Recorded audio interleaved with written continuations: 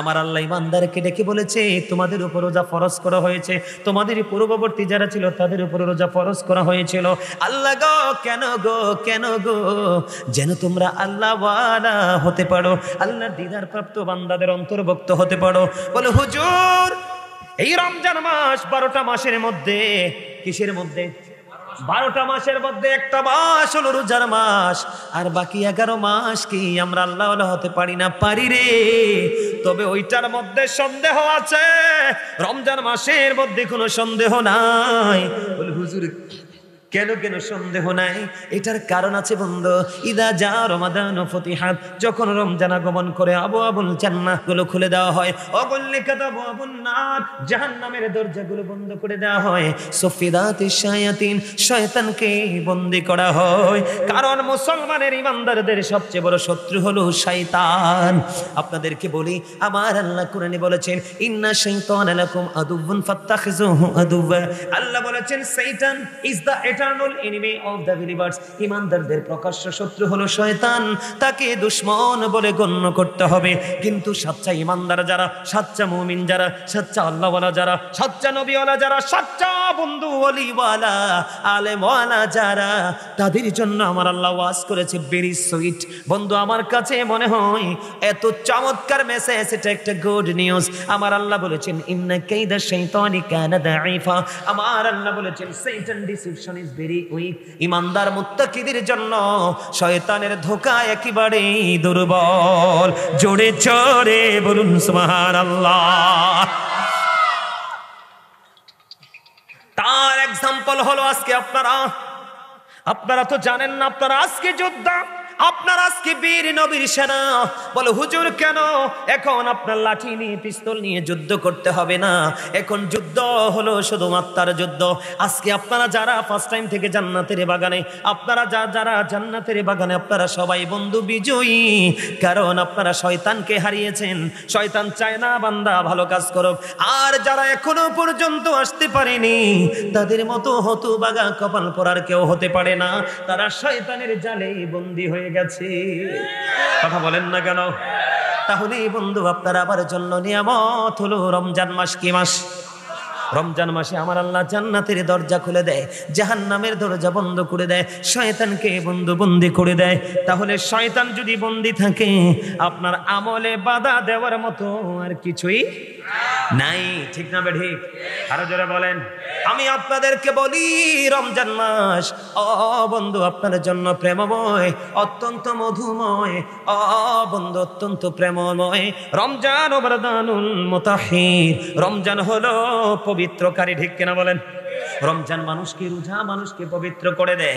আপনি আল্লাহর কাছে দোয়া করেন আল্লাহুম্মা বারিক লানা ফি রজব ওয়া শাবান ওয়া বাল্লিগনা রমাদান।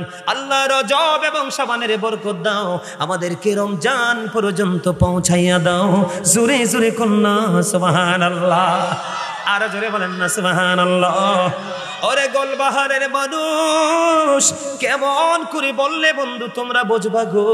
ও গোলবাহারের আমার ভাই, আমার বাবা গো, আজকে কেউ তোমরা ঘরে বসে দেখো না, হৃদয় উজাড় করে শোনো গো।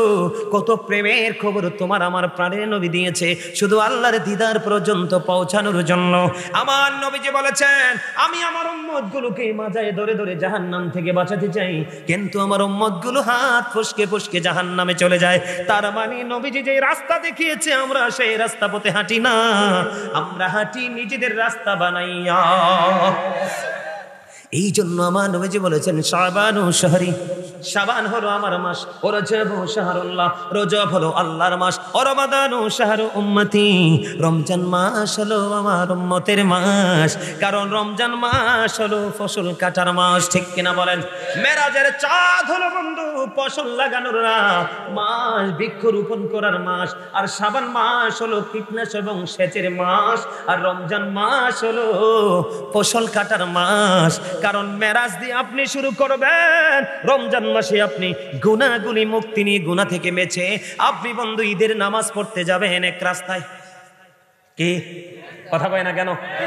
আর বলতে থাকবেন আল্লাহু আকবার, আল্লাহু আকবার, লা ইলাহা ইল্লাল্লাহ, আল্লাহু আকবার, আল্লাহু আকবার, লিল্লাহিল হামদ, আল্লাহু আকবার, আল্লাহু আকবার, লা ইলাহা ইল্লাল্লাহ, আল্লাহু আকবার, আল্লাহু আকবার, লিল্লাহিল হামদ, আল্লাহু আকবার, আল্লাহু আকবার, লা ইলাহা ইল্লাল্লাহ, আল্লাহু আকবার, আল্লাহু আকবার, লিল্লাহিল হামদ। এই তাকবীরে তাশরিক দিতে দিতে বন্ধু এক রাস্তায় ঈদের জামাত পড়তে যাবেন, আর অন্য রাস্তায় যখন ঘুরে ঘুরে আপনি আপনার বাসার দিকে রওনা হবেন, আপনি নিষ্পাপ হয়ে আপনি জান্নাতের গুনাহমুক্ত হয়ে আপনি আপনার ঘরে ঢুকবেন। জোরে জোরে কয় না সুবহানাল্লাহ? আর একটু জোরে বলুন সুবহানাল্লাহ। বন্ধু হৃদয় খুলে শোনো গো, প্রত্যেকটা জিনিসের কিন্তু যাকাত আছে। কি আছে? প্রত্যেকটা জিনিসের কি আছে? প্রত্যেকটা জিনিসের যাকাত আছে রে। ও বন্ধু, মাঠে যখন ফসল হয়, ফসলের ওশর আদায় করতে হয়। কথা বলে না? কি করতে হয়? আপনারা জোরে কইবেন জি। কারণ আপনারা যখন জি জোরে কইবেন, আমার সাথে কনফিডেন্সলি যখন সমর্থন দিবেন, তার আরো বেশি উৎসাহিত হবে। কারণ এই যুবকগুলো ধ্বংস হয়ে গেছে, যুবকগুলো পথভ্রষ্ট হয়ে গেছে, যুবকগুলো নষ্ট হয়ে গেছে। আমার যত টেনশন যুবকদেরকে নিয়ে। এই মুরব্বী বাবাগুলো দাদাগুলো যখন এই পৃথিবী ছেড়ে চলে যাবে, এই বাংলার জমিন ছেড়ে চলে যাবে, এই যে এই দিকের জিকির আজকে এত মজা হয়েছে, ঠিক এই কর্নারের একটু জায়গার জিকিরটা আমি যখন জিকির করেছিলাম, মনে হয় যে তারা নিজেদেরকে মানে অজানা এক গন্তব্যের দিকে নিয়ে যাচ্ছে, নিজেদেরকে নিজেরা হারিয়ে ফেলেছে। এত মানে মধুর ভাবে তারা জিকির করেছে। আমি আজকে যুবক, আমি তোমাদেরকে বলে যাই, তোমরা অনেক যুবকের পরনে পাঞ্জাবি নাই, তোমরা অনেক যুবকের মাথায় টুপি নাই, তোমরা অনেকে লুঙ্গি পায়জামা পড়তে পারো নাই, সেই প্যান্টটা পরে আসছো কোরআন এবং হাদিস দ্বারা সমর্থন পেয়েছি। কোরআন এবং হাদিস দেখলে মুসলমান হিসেবে তোমাদের জন্য টোটাল নাজায়েজ। এই পোশাক তুমি পরে এসেছো, কিন্তু আমার দাদাভাইদের দিকে তাকাও, মুরব্বীদের দিকে তাকাও, লুঙ্গি পরেছে টাকনুর উপরে, পাঞ্জাবি পরেছে সুন্নাহ পোশাক, টুপি পরেছে সুন্নাহ, তার কারণ এটাই ইসলাম। আর তুমি যেটা করেছো, তোমার মাথায় ইসলাম নাই, মুখেও ইসলাম নাই, তোমার বডিতেও ইসলাম নাই। ইভেন তোমার যে পোশাক পরে তোমার লজ্জাস্থান ঢাকার কথা, পুরো ইমানদার পুরুষের পোশাক উপর দিয়ে থাকবে নাভি বরাবর, নিচে দিয়ে থাকবে টাকনুর উপরে। আল্লাহ 3 শ্রেণীর পোশাক দিছে। কয় শ্রেণীর? কয় শ্রেণীর? একটা হলো লজ্জাস্থান ঢাকার পোশাক, আরেকটা হলো সাজের পোশাক, আরেকটা হলো তাকওয়ার পোশাক। আল্লাহ বলেছেন লিবাসুত তাকওয়া যালিকা খায়র, আল্লাহর কাছে সবচেয়ে উত্তম পোশাক হলো তাকওয়ার পোশাক। যেই পোশাকটা না ইমানদার পুরুষের জন্য পর্দা করা ফরজ, এই পোশাকটা পরে তুমি ফরজ কি করলা? হেফাজত করলা, ধারণ করলা। উপর দিয়ে লুঙ্গি, প্যান্ট, পায়জামা, ট্রাউজার যেটাই বলো, উপর দিয়ে পড়বে নাভি বরাবর, অথবা উপরে নিচে দিয়ে থাকবে টাকনুর উপরে। এখন তোমারটা উপর দিয়েও নাভির নিচে, নিচে দিয়েও টাকনুর নিচে। বুখারী শরীফের মধ্যে আসছে, তুমি প্রাউড ফিল করেছো, অহংকার করেছো। আল্লাহ ডাজন্ট লাইক দ্য প্রাউড। আল্লাহ রাব্বুল আলামিন হাদিস শরীফের মধ্যে আসছে এবং কোরআনে এসেছে, তুমি অহংকার করেছো, তোমার ঠিকানা হবে জাহান্নাম। নাউজুবিল্লাহ বলে না কেন? আরো জোরে। এই জন্য বলেছি যুবক, তোমরা হৃদয় খুলে শোনো। দাড়ি পাকা প্রত্যেকটা মুরব্বী বাবা, আমার প্রত্যেকটা দাদা ভাই, রঙে জড়ানো নবীর সুন্নাহ মোতাবেক পোশাক, টুপি মাথায় রে, লুঙ্গি পরানো, কিন্তু তোমার একটা কিছু নবীর সুন্নাহ মোতাবেক নাই। মনে রাখবে, যখন পৃথিবীতে ইসলাম এসেছিল, ইসলামটা গরিব ছিল, পৃথিবীর অবস্থা ভালো ছিল না। যখন ইসলাম পরিপূর্ণ পেল, পৃথিবীর অবস্থা ভালো হয়ে গেল, প্রেমময় হয়ে গেল। আবার যখন ইসলাম গরিব হতে লাগলো, পৃথিবীর অবস্থা আবার ধ্বংসের দিকে। এখন তুমি আমি যদিও মনে করি আমার ছেলে 2টা বিদেশ আছে, টাকা আছে, আমি সুখী, আসলে তুমি অন্তরের চক্ষু মেলে দেখো রে, পৃথিবীর চারপাশ অন্ধকারে ভরে গেছে। তোমরা যুবক যারা, তোমাদের ধ্বংস খুব নিকটে। আমি মনে রাখো, তোমাদের ধ্বংসটা এই কারণে খুব কাছের। এই মোবাইলের মাধ্যমে তোমরা কন্টিনিউ সকাল থেকে বিকাল, মাথা থেকে পা পর্যন্ত ইহুদিদেরকে লালন করছো, ইহুদিদেরকে ধারণ করেছো। ইহুদি সম্পর্কে আমার আল্লাহ বলেছেন, ইন্নাল কাফিরিনা কানু লাকুম আদুওয়াম মুবিনা। আমার আল্লাহ বলেছেন, the heretics are the eternal enemy of the believers. ইমানদারদের প্রকাশ্য শত্রু হলো বেঈমান কাফেরেরা। ও বন্ধু, এই জন্য তোমাদেরকে আমি বলে দিতে চাই যুবক, আজকের আলোচনা শুনে নিজের লাইফ স্টাইলকে চেঞ্জ করো। তুমি যদি উলঙ্গ হাঁটো, কেউ তোমাকে টাকা দিবে না, বরং ধিক্কার দিবে। আর তুমি একটু ভদ্র হয়ে, জেন্টেল হয়ে, নমনীয় হয়ে আগামীকাল থেকে তুমি পথ চলো। এই গোলবাহারের জমিনে যদি 1 লক্ষ যুবক থাকে, সকল যুবকের মধ্যে তোমার মর্যাদা থাকবে সর্বোচ্চ। দোকানে গেলে তোমাকে নিয়ে আলোচনা, রাস্তায় গেলে তোমাকে নিয়ে আলোচনা, বিয়ে বাড়িতে গেলে তোমাকে নিয়ে আলোচনা। বিশেষ করে তোমার জন্য যখন কোনো বিয়ের প্রস্তাব আসবে, এক বাক্যে বলবে ওই ছেলের হাতে মেয়েটা দিয়ে দেন, চিরসুখী হবে, কারণ অত্যন্ত চরিত্রবান ছেলে। কথা বলে না কেন? এই জন্য বলছি রে যুবক, ও যুবক, মাঠে যখন ফসল হয় এটা রসর আদায় করতে হয়। তোমার ঘরে নগদ অর্থ আছে, সোনা গয়না আছে, ব্যবসার মধ্যে ইনভেস্ট করেছো, ও বন্ধু নিসাব পরিমাণ হলে তোমাকে যাকাত দিতে হবে। ঠিক তেমনি ভাবে প্রত্যেকটা সম্পদের যেমনি যাকাত আছে, ঠিক তেমনি ভাবে তোমার আমার দেহেরও যাকাত আছে। তোমার আমার দেহের যাকাত হলো রোজা। সুবহানাল্লাহ কয় না? মজা হয়েছে না কথাটা? মজা হয়েছে না? আলহামদুলিল্লাহ বলে আরে জোরে। বাড়ি চলে যাবে? আর একটু ওয়াজ করবো? আমি কিন্তু একজন লেখক। আমি প্রতি বছর রোজা আসলে একটা গজল রেখি, রোজা নিয়ে প্রতি বছর রোজা আসলে একটা গজল রেখি। আমি এবার লিখতে পারি নাই, অনেক ব্যস্ত। বাড়িতে একটা মসজিদ করছি, 5 মাসে কমপ্লিট। মাত্র 5 মাসে মসজিদ। যদি সুযোগ হয় আমার গ্রামের বাড়িতে একবার দেখতে আসবেন, আপনাদের সবার দাওয়াত। আর যদি এভাবে দেখতে না পারেন, অনলাইনে খুঁজে দেখবেন, দৃষ্টিনন্দন মসজিদ। একবার দেখলে মানুষ আবার দেখতে আসে। মহিলা পর্যন্ত আমার মসজিদে সেলফি তুলতে আসে। এত অত্যাধুনিক, এত ডিজাইনেবল ভাবে করেছি। আমার ছোট্ট একটা ভাই শুধু মসজিদটাকে সাজানোর জন্য, সে বাহির থেকে, শুধু মসজিদের কাজ করার জন্য সে বাহির থেকে টিকিট নিয়ে চলে আসছে। মসজিদের কাজ কমপ্লিট, আবার বাড়ি চলে গেছে। আমার এই ভাইটার মতো, নূর মোহাম্মদ তার নাম, আমার এই ভাইটার যদি এক পাল্লায় তুলি, 5 গ্রামের একটা ছেলে সবগুলো এক পাল্লায় তুলি, ওটা সমান হবে না। কারণ আমার গ্রামের ছেলে থেকে মসজিদে কাজ করে নাই। আর আমার ভাই প্রবাস থেকে চলে আসতে আমাকে বলে, ভাই আল্লাহর কাছে একটা দরখাস্ত দেন না। আমাকে কি জন্য? আমার মন চাই মসজিদে কাজ করতে, আমি যেন শুধু কাজটা করে চলে যেতে পারি। হঠাৎ করে তার ভিসা দিয়ে দিল কোম্পানি, চলে আসলো, কাজ শেষ করে আবার চলে গেল। মারহাবা বলেন না? আরো জোরে। এই বছর লিখতে পারি নাই, 5 মাসে মসজিদটা কমপ্লিট হলো, ভিতর বাইরে টাইলস করে একদম চমৎকার। যে যাই সে আরেকবার দেখার ইচ্ছা পোষণ করে। তাই ব্যস্ততা, আমি কিন্তু অসুস্থ হয়ে গেছিলাম। আমার এই চুলডি দাড়িটি কিন্তু গত বছর এত পাকনা ছিল না। মসজিদের কাজ ধরে টেনশনে যত মাল আমার কিনা, যত কাজ আমার করা, সব করতে করতে মসজিদের কাছে আমি আবার কারো বাড়িতে কিছু খাইটাই না। হজে গেছি, খাবার নিয়ে গেছি। কোথাও কোনো রেস্টুরেন্ট, কারো বাড়িতে আমি মাছ গোস্ত আমার জীবন আমি খাই নাই। মাছ কেমন মজা, গোস্ত কেমন মজা, আপনি আমাকে প্রশ্ন করলে আমি বলতে পারবো না, আমি খাই নাই। 12 মাস শাকসবজি খাই, সেটা একমাত্র নিজের ঘরে। তাও সরিষা যেটা চিবায় মেল থেকে, বাবা চিবি আনে, ওইটা দিয়ে রান্না। সোয়াবিন তেল বাজারজাত করা কোনো কিছু আমি খাই না। টোটালি মুখে তালামা। আমি একটা ব্যতিক্রম মানুষ। এবছর লিখতে পারি নাই, অনেক পরিশ্রমী ছিলাম। এখন আগামী 25 তারিখে আমার পাশের গ্রাম, মানুষ আমাকে এত প্রেসার দিয়ে ধরছে, ওই গ্রামের মান্যগণ্য ব্যক্তিরা সবাই আসছে। আমি আগামী 25 তারিখে আমার পাশের গ্রাম বেলবাড়ি, ওখানে যাব। ওখানেও তারা বড় ধরনের আশা করতেছে, ওখানেও তাদেরকে একটা বড় ধরনের ডোনেশন করবো মসজিদটা করার জন্য। সকালে কোনা আমি বিভিন্ন ফেরেশানিতে করতে পারি নাই। তবে আমার যে লেখা গজলগুলো, যেহেতু রমজান নিয়ে বলছি, আপনারা সবাই সম্মতি দিলে গাইবো। কিন্তু গজল গাইলে তো হাদিয়া লাগবে। কে কে হাদিয়া আসিস আমার কাছে? হাদিয়া লাগবে কিন্তু। হাদিয়ার কথা কোন, আওয়াজটা একটু ছোট হয়ে গেছে। এটা তো ইন্টারভিউ, পরীক্ষা। প্রেম প্রেম ট্রাই করি, প্রেম প্রেম গাইব। হ্যাঁ গাইব, আরো জোরে বলেন, গাইব। রমজানেরই প্রস্তুতিতে প্রথম তারাবি, গভীর রাতে ওঠে মোরা খাবো সেহরি। রমজানেরই প্রস্তুতিতে প্রথম তারাবি। ওরে বাবারে, হ্যাঁ গজলের জন্য শোনেন। নারায়ণগঞ্জ হরিপুরে গেছি, বুঝছেন? কোথায়? ঢাকা নারায়ণগঞ্জ হরিপুরে গেছি। বিশ্বাস করবেন কিনা জানি না, অনলাইনে চেক দিলে পাবেন। আলোচনা যখন দৌড়ছি রে ভাই, মানুষ আস্তে আস্তে আস্তে আস্তে এত দূর পর্যন্ত গেছে। ওই যে রাস্তাটা যেমন ছায়া দেখা যায় না, এরকম ছায়া ছায়া দেখছি আমি। শেষ পর্যন্ত মাহফিলের মানুষের চেহারাগুলো পর্যন্ত দেখি নাই। আলহামদুলিল্লাহ বলেন না? মানে যতই গভীর হচ্ছে মানুষ তত আসছে, যতই গভীর হচ্ছে মানুষ তত আসছে। আস্তে আস্তে আস্তে আস্তে আবার 2-1টা আছে নবীর আশেক, হুজুর আমি জানি আপনি অনেক গজল গাইতে পারেন সুন্দর করে, আপনি একটু গজল গাইবেন। কি করবেন?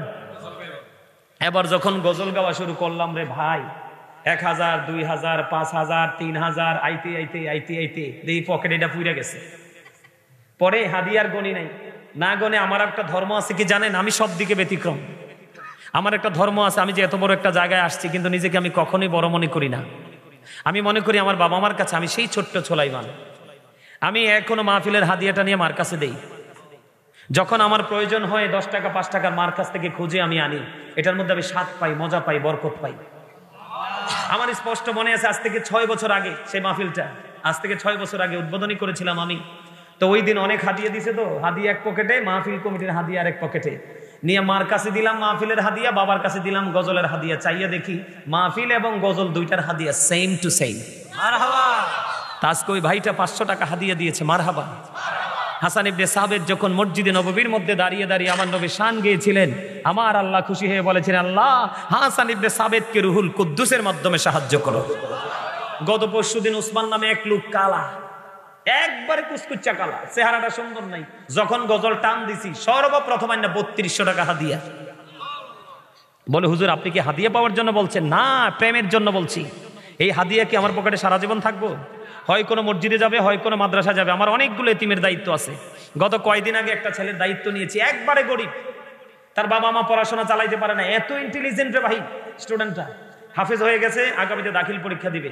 সবগুলো কিতাব আমি কিনে দিয়েছি এবং আমার গাজী ফাউন্ডেশনের যে পেজ, ওটাতে দেখবেন আপনারা, ওই ছেলের কামেল করা পর্যন্ত দায়িত্ব আমি নিছি।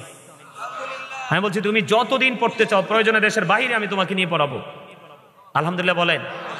আপনারা যে কত ধনী হবেন কাল হাসরের দিন কল্পনা করতে পারবেন না। কেন জানেন? এই টাকাগুলো আপনাদের। আপনারা যে কত ধনী হবেন কল্পনা করতে পারবেন না কাল হাসরের দিন, কারণ এই টাকাগুলো আপনাদের। আল্লাহ শুধু আমাকে বেনিফিশিয়ারি করবেন, আপনাদেরকেও করবে।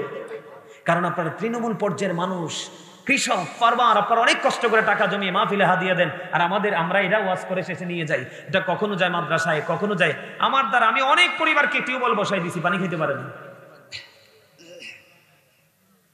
আলহামদুলিল্লাহ বলবেন না? আরো জোরে। আসলে সত্যি করে কোন তো আমার লেখা গজলটাকে আপনাদের কাছে ভালো লাগতেছে? হ্যাঁ, ভালো লাগতেছে? আচ্ছা আমি আবার গাই। হ্যাঁ, রমজানেরই প্রস্তুতিতে প্রথম তারাবি, গভীর রাতে উঠে মোরা খাবো সেহেরি, সেহেরিতে বরকত আছে হাদিস খুলে দেখো,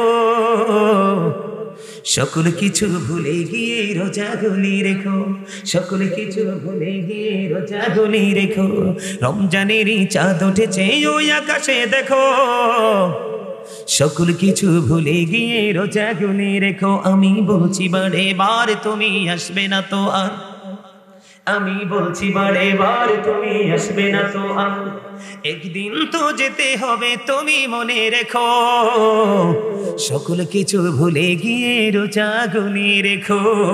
মারহাবা। গজলটা অনেক লম্বা, যদি ভালো লাগে অনলাইনে পুরোটা গাওয়া আছে, ওখান থেকে শুনবেন। আরেকটা গাইব, আরো জোরে। সবচেয়ে প্রিয় হলো রমজানেরই মাস, আর কাঁদিস না পাগল মন, প্রাণটা ভরে হাস। এটা গতবারের আগের বারের লেখা, আর এই যে এটা একটু আগে গেছি এটা গতবারের লেখা। সবচেয়ে প্রিয় হলো রমজানেরই মাস, বলেন সবচেয়ে প্রিয় হলো রমজানেরই মাস, আর কাঁদিস না পাগল মন, প্রাণটা ভরে হাস, আর কাঁদিস না পাগল মন, প্রাণটা ভরে হাস, আমার সবচেয়ে প্রিয় হলো রমজানেরই মাস। সকালে বিকাল পড়ব কোরআন, হাসবে মোদের প্রাণ, ফরজ নফল ইবাদতে বাড়বে মোদের শান, সকালে বিকাল পড়ব কোরআন, হাসবে মোদের প্রাণ, ফরজ নফল ইবাদতে বাড়বে মোদের শান। জোরে কর না মারহাবা, আরে জোরে কর মারহাবা, আরে জোরে মারহাবা। এটাও অনলাইন থেকে গাইবেন, দেখবেন পুরোটা গাওয়া আছে অনলাইনে। আলহামদুলিল্লাহ বলেন না? আরো জোরে, আরো জোরে। ভাল লাগছে না গজলটা? আরো জোরে মারহাবা। আরে দেখছেন নি, হাদিয়া নাই, 50 টাকা নিয়ে আইছে, এটা প্রেম। আরেকজন আনছে, মাশাআল্লাহ, মারহাবা গন। আরে দে দে, এসব হাসরের মাঠে পাইবি বেটা। আলহামদুলিল্লাহ গন, আরো জোরে। আরেকটা গাইবো একটু। সব সুখেরই সেরা যে সুখ রমজানেরই মাস, গোমরা হয়ে থাকিস না মন, প্রাণে ভরিয়া হাস, মন প্রাণে ভরিয়া হাস। আবার কি গো পাবে তুমি, আবার কি গো পাবো আমি, বেঁচে তোমার দেখা, এবার কাছে পেয়ে পূর্ণ হলো মনের আশা গো, হলো মনের আশা। পানি ভরিয়া হাসবে রে মুমিন, প্রাণ ভরিয়া হাসবে রে মুমিন, ফেলবে রে নিঃশ্বাস। মারহাবা করুন না, আরে যে কান মারহাবা। এই গজলটা পুরোটা ওয়াজ আপনারা শুনবেন। অনেকদিন গাই না তো, চর্চা নাই, ওয়াজ করতে করতে জান শেষ, জীবন শেষ। বেশি বেশি করে এগুলো অনলাইন থেকে শুনবেন এবং এগুলো শিখবেন, শিখলে দেখবেন অনেক কিছু পাবেন। আলহামদুলিল্লাহ বলেন আরো জোরে। ও চাচা 200 টাকা হাতিয়ে দিছে, মারহাবা। আমি আমার ওয়াজটা করবো একটু, কারণ আমার অনেক আলোচনা বাকি আছে। রাত তো অনেক হয়ে গেছে, ওয়াজ কি শেষ করে দিব নাকি চলবে? আপনাদের কোনো সমস্যা আছে নি? সমস্যা আছে? তাহলে আমারও কোনো সমস্যা নাই। আরো জোরে কোন আলহামদুলিল্লাহ বলেন না। বন্ধুরে আমার, আপনি মাঠের ফসল তুলেছেন, গাছে ফল ধরেছে, যা কিছু আছে আপনার ঘরে সোনা গয়না আছে। আরেকটা না, তুই চাইলে আমি 1 ডজন গামো, আমি একজন লেখক, আমার এই সিনায় গজলের অভাব নাই। আমার স্বাস্থ্য ভাইটা আবার 500 টাকা হাতিয়ে নিয়েছি, মারহাবা কোন। বন্ধুরে আমার, আপনারা হৃদয় খুলে শুনবেন। এখন এই তারার গজলের হাদিয়া দেওয়ার নমুনা দেখে আরেকটা কথা মনে হয়েছে, বুঝছেন? কর্ণফুলী নদীর তীরে, বুঝছেন, এটার মধ্যে ঢুকাইছেও পুলিশে, প্যান্ডেলের পিছন দিয়ে বের করছে পুলিশে, ঢুকতে পারি না, এত মানুষ, গাড়ি ঢুকার কোনো সুযোগে নাই। আপনারা অনলাইনে দেখবেন, আমি যখন গজল টান দিছি, এমন ভাবে মুরব্বীরা হাদিয়া নিয়ে আসা শুরু করছে। এই ওয়াজটা আছে অনলাইনে, আমি এটা দেখলো এখনো হাসি। তো গজলের হাদিয়া নিতে নিতে আমি দেখছি আমার শোল লইরা যাইতেছে। তখন এক পর্যায়ে বলছি, দাদা চাচা আপনারা যদি হাদিয়া দেন আমার একটু পরে দিয়েন, আমার কি দিয়েন, একটু পরে দিয়েন, আমি গজলটা একটু ভালো করে গাইতে দেন। আলহামদুলিল্লাহ বলেন। আসলে কি জানেন, এই যে 50 টাকা 100 টাকা, টাকাটা কিন্তু এই যুগে বেশি কিছু না।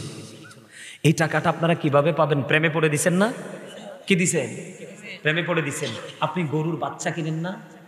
গরুর বাচ্চাটা পালতে পালতে একদিন বড় হয়, মা হয়, বাচ্চা দেয়, ওই বাচ্চাটা মা হয়, আবার বাচ্চা দেয়, এরকম করতে করতে কি গৃহপালিত পশুর যে ঘরটা পুরোপুরি হয়ে যায় না? ঠিক আপনার আমার এই দান, এবার মসজিদে দেন, মাদ্রাসায় দেন, আল্লাহর সন্তুষ্টির জন্য খুশিতে দেন, সবগুলো ওই বৃহৎ আকারে পাবেন। দিয়েছেন ছোট্ট, অনেক বড় পাবেন। আল্লাহ কবুল করে নিক। সকলে বলেন আমিন। আরো জোরে বলেন আমিন। আর একটু মহাপতে, আরো জোরে আলহামদুলিল্লাহ বলেন। মনে রাখতে হবে, আল্লাহর প্রতি শহীদ যারা, উচ্চ তাদের শান, মহান খোদা করেন তাদের মন জীবন দান, রুহু তাদের বানাইয়া সবুজ বরণ পাখি, জান্নাতুল ফিরদাউস বিছে দেন যতনে রাখি, সেটাই থাকি খাই তাহারা জান্নাতি ফলমূল, ওড়ে বেড়ায় রয় হামেশা খুশিতে মশগুল। আমার হাবা কয় না, আমার ওয়াজ মনে মাইতে মাঝে তারা বুঝে না, বুঝেন না? মনোযোগটা কি একটু ডাউন হয়ে গেছে?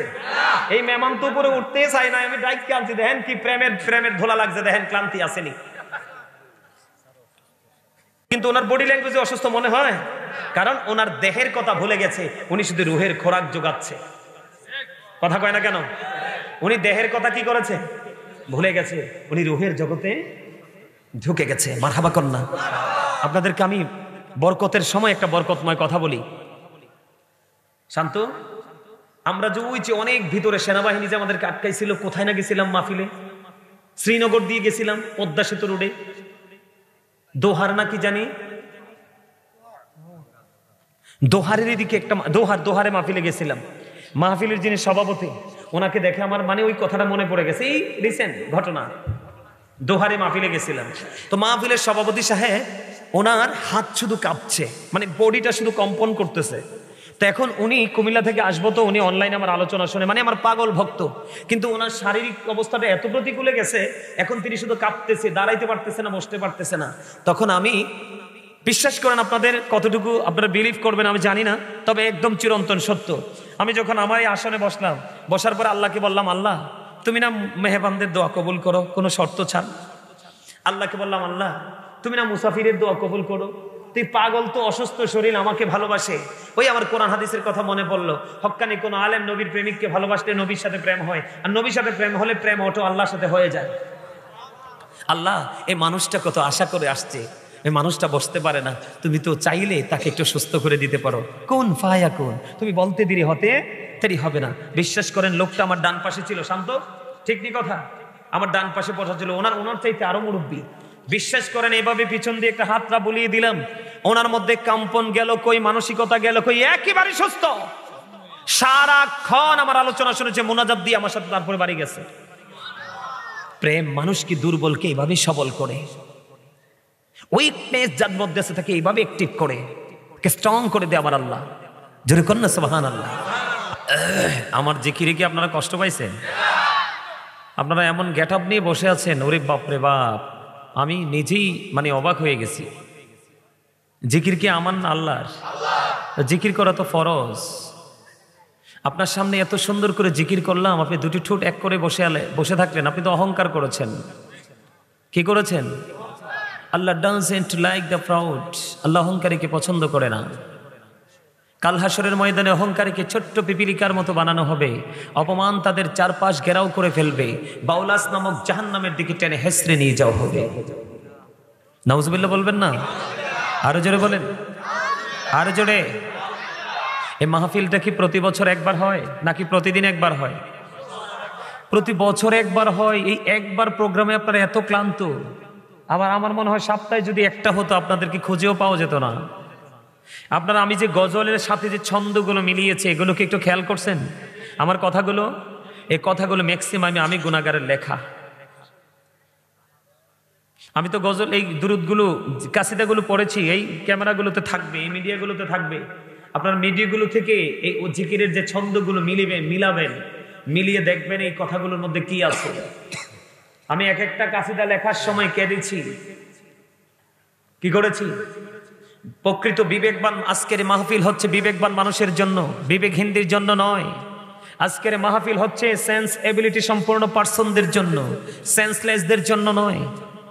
আমি জিকিরের মধ্যে একটা কাসিদা বলছি, কি এই পৃথিবী বড়ই নিঠুর, নেই তো ভালোবাসা, আওয়ালা খেরে পাবো গো তোমায়, আওয়ালা খেরে পাবো গো তোমায়, এই তো মনে আশা। আল্লাহ আল্লাহ লা ইলাহা ইল্লাল্লাহ মুহাম্মাদুর রাসূলুল্লাহ সাল্লাল্লাহু আলাইহি ওয়াসাল্লাম। একসাথে 5টা কাসিদা লিখছি গত রোজায়, একবারে শেষের দিকে। ভোর রাতে খাবার টাবার খেয়ে ফজর পরে শুইলাম, দেখি ঘুম আসে না। তখন মানে মনে হচ্ছে যেন চারপাশে সোর ঘোরাঘুরি করছে। তখন ডায়েরি আর কলম হাতে নিলাম, এই একসাথেই 5টা কাসিদা লিখছি এবং কেঁদেছিলাম লিখতে লিখতে। বুঝছেন? শিক্ষা সকলে অর্জন করতে পারে, কিন্তু কলম ধরার দুঃসাহস সবাইকে আল্লাহ দেয়। যিনি কলম ধরতে পারে, আপনি বুঝবেন এটার মধ্যে কিছু একটা আছে। কথা বলে না কেন? আপনি দেখবেন আমাদের দেশে এডুকেটেড পার্সনদের অভাব নাই, কিন্তু কোনো কিছু রচনা করা মোটেও সম্ভব না। আমি একজন রাইটার, অনেক লিখেছি, হামদ, নাত, ইসলামী সঙ্গীত। আপনারা যদি আমার সাথে থাকেন, আমি আমার লেখা আজকে অনেক গজল শোনাবো আপনাদেরকে। শুনবেন সবাই? কে কে সবাই হাত তোলেন, হাত নামান। আপনাদেরকে আমি শুরুতে আইসাই অ্যাক্টিভ পাইছি, এটা আপনাদের একটা বড় ক্রেডিট। আমি আপনাদের সাক্ষী হয়ে গেলাম। আছে 2-4 জন একটু প্রাউড ফিল করছে, অহংকার করছে, আমি দেখছি তো তাদেরকে। কি লাভ হবে আমি অন্যজনকে দোষে, সব পেয়েছি আমি আমার আপন কর্ম দোষে। মনে রাখতে হবে, যখন তোমার কেউ ছিল না তখন ছিলাম আমি, এখন তোমার সব হয়েছে, পর হয়েছি আমি। যখন তোমার কেউ রবে না, রব শুধু আমি। আমার কাছে আসতে হবে, মনে রেখো তুমি। তোরা চাসনি কিছু, তোরা চাসনি কিছু কারো কাছে খোদার মদদ ছাড়া, অন্যের ওপর ভরসা ছেড়ে নিজের পায়ে দাঁড়া। কিছু বুঝতে পারছেন? আমি সবগুলো এক্সপ্লেইন করতে পারবো না, ব্যাখ্যা করতে পারবো না। আমি বলবো আপনার বিবেক বিবেচনা দিয়ে এগুলোর মধ্যে কি আছে খুঁজে বের করবেন। এটাই হলো আপনাদের কাজ। সম্মানিত উপস্থিতি, আমি দুরূদ পড়ছি, আপনাদের কিছু লোকের জন্য আফসোস, দুরূদ পড়েন নাই আমার সাথে। আমার আফসোস করা ছাড়া আপনাদের মতো হতভাগ আর কেউ হতে পারে না। আপনি কি অস্বীকার করতে পারবেন? ইন্নাল্লাহা ওয়া মালাইকাতাহু ইউসাল্লুনা আলান নবী ইয়া আইয়ুহাল্লাযীনা আমানু সাল্লু আলাইহি। অস্বীকার করার সুযোগ আছে? তো যদি অস্বীকার করার সুযোগ না থাকে, তাহলে দুরূদ পড়েন নাই কেন? নবীর সাথে দুশ্মনী আছে? নবীর সাথে যদি বিন্দু পরিমাণ, একেবারে বিন্দু পরিমাণ দুশ্মনী থাকে, তাহলে আপনার লাইফ কি হয়ে যাবে? বরবাদ হয়ে যাবে। নবীকে ভালোবাসা ফরজ, নবীকে ভালোবাসা ঈমান। রাসূলের প্রেম হৃদয়ে ধারণ করে রাখতে হবে আপনাকে, যদি আপনি বাঁচতে চান। আমি দুরূদ পড়েছি, আপনারাও হয়তো অনেকে দুরূদের মজা বুঝেন নাই, এজন্য পড়েন নাই।